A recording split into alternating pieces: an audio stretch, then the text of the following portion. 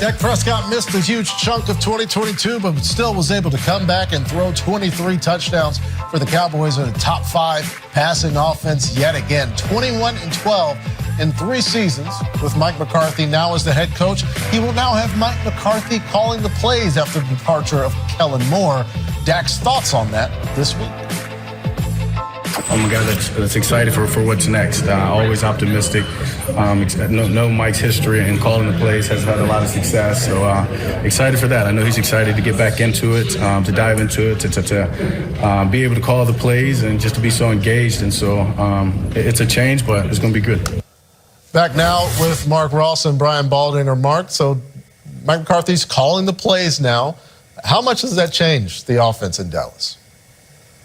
I don't think it'll change drastically. Mike McCarthy has been a part of it. Kellen Moore was the offensive coordinator, but Mike McCarthy definitely had his blueprints on it and is advising on what was going on with the offense, which is lost in them losing Kellen Moore. They were 4th in scoring this year and 1st last season. So this is a prolific offense in the regular season.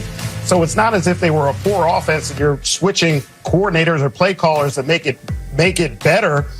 They were a prolific offense. What's really important for me is that Mike McCarthy has to get Dak Prescott better in key situations, in big games and in the playoff games. And the Cowboys really have to find another playmaker outside of CeeDee Lamb in the pass game. That's what happened to them at the end of the season when they lost, was they didn't have answers outside of CeeDee Lamb, and Dak Prescott, once again, unfortunately did not step his game up to raise the level of everyone else. So, yes, on the outside, I'm looking at it as, look, if Mike McCarthy says this might be my last shot here, I'm going to take it all in my own hands, and I'm going to run the show because this is all in my hands now, Baldy, as opposed to it really being a super drastic change in what's going on there. I don't know if this is a drastic change or not, Mark, but I mean, in Mike's words, from Mike's mouth, he said he wants to run the ball more. And if they can, it certainly takes the load off of what Dak has to do. And it's interesting, Mark, when I go back and I just review the season of the Cowboys, when Cooper Rush took over week 2 against the Bengals, and for the next 5 weeks, all the way up into the loss against the Eagles, where they were 4-1, they were an absolutely even 50-50 run-pass offense. And, at that time, in those 5 games, Cooper Rush was sacked 3 times. So the sacks were down, the production was up, and the protection of the quarterback was up. And all those things could help Dak. Now, I don't expect them to be a 50-50 run-pass team. Almost nobody is in this league anymore. But if Mike says, I'm going to run the ball more, there's going to be a 30% change in this offense, I think we might see it a little bit, Mark. Maybe in those bigger games when you get to January where Dak has to step it up, like you said. Remains to be seen how things are going to go. Mark Ross will be back with you shortly. Brian, stick around because we're going to talk another NFC East quarterback, a guy who just got paid this week. Daniel Jones signed a contract, 4 years, could be worth up to $160 million. Our Mike Garafolo reporting today it could be worth even more if he hits all of those incentives over the course of those 4 years, with $94 million in possible guarantees as he signed that contract. And after that, the day after he signed that deal, Daniel Jones meeting with the media, acknowledging his responsibility. I've always felt that responsibility and playing this position, especially for a team like the New York Giants in the city, you have that responsibility and I take that very seriously, and it certainly doesn't change. And I certainly do feel that, and it's my goal to earn that, every day and in the off season while we're preparing for the season. And then when we get to the season, doing my best and preparing this team to win games and to put us in a position to do that. So, I take that responsibility very seriously.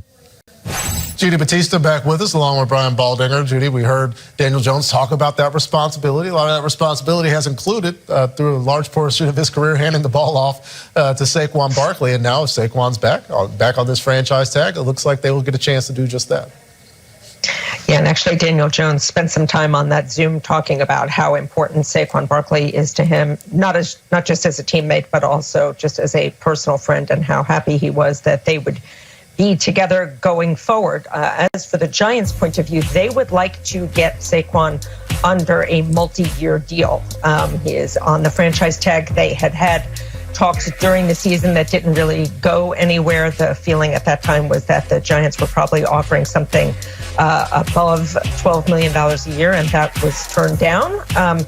So we'll see where they go from here. But certainly the intention of the Giants is to keep talking to Saquon Barkley. Joe Schoen said on his Zoom this morning that that's what he was headed to do next, was to talk to Saquon. They want to keep him around, not just for what he can contribute on the field, but for what he contributes in the locker room. He is very much one of the faces of this franchise and very valued by upper management of the New York Giants. And then they can turn their attention. Part of why they want to get Saquon done also is to reduce his salary cap hit for this year, because then they can turn their attention to free agency, which Joe Schoen said they have not been able to spend a whole lot of time on. And they are going to turn their attention that way in the next few hours today. We'll leave East Rutherford and go over to Florham Park, where they were physically Zooming to California to meet with Aaron Rodgers in those discussions. Obviously, a big part of their offseason, how much attention in this offseason is directly going to Aaron Rodgers from the folks in New Jersey. Yeah, they're in a holding pattern like pretty much everybody else in the NFL. They are waiting for Aaron Rodgers' decision. It is clear that he is their number one choice. Their plan B was Derek Carr, so he's already out of the picture, but it is all in on plan A for Aaron Rodgers. And until then, the Jets are really in a holding pattern. They have to wait for this decision, and certainly if they don't land Aaron Rodgers, they're going to have to turn to plan C and D, because the number one priority of the offseason for the New York Jets is to get a veteran quarterback in there. You put up that chart before about the difference between Aaron Rodgers' performance and the performance of Jets quarterbacks in recent years, and it ain't pretty. They need to land somebody. If it's not Aaron Rodgers, they need to land somebody who is certainly better than what they've had in recent years. You know, Judy, when the Jets released Mike LaFleur, their offensive coordinator last year, and they hired Nathaniel Hackett, you just wonder if part of the hiring of Nathaniel Hackett was his association and his working relationship with Aaron Rodgers. Because I got to believe when they all meet, or yesterday, today, that Nathaniel Hackett is going to be prominently involved in the discussions. Joe Douglas can talk to Aaron Rodgers about Mekhi Becton and Oliver Tucker and what they're going to do with the 13th pick, and they're going to build a massive wall in front of Aaron Rodgers to protect him. And I'm sure Robert Saleh is talking about Garrett Wilson, Elijah Moore, Breece Hall, and all the young talent. And oh, by the way, on the other side of the ball is Sauce Gardner, the Defensive Rookie of the Year. You get to go against him every day. I can imagine this Nathaniel Hackett signing can't hurt these discussions with Aaron Rodgers in trying to get him to come to be the quarterback for the New York Jets this year. I got to believe that that is enticing. As much as Aaron talked about how important Nathaniel was in his progress in Green Bay and part of his back-to-back MVP performances that he had. Yeah, able to facilitate a relationship there with, at the time, a new head coach, and perhaps Nathaniel Hackett could serve that same role again if Aaron Rodgers decides he does want to play football here in the 2023 season. Thanks to Judy Batista and Brian Baldinger examining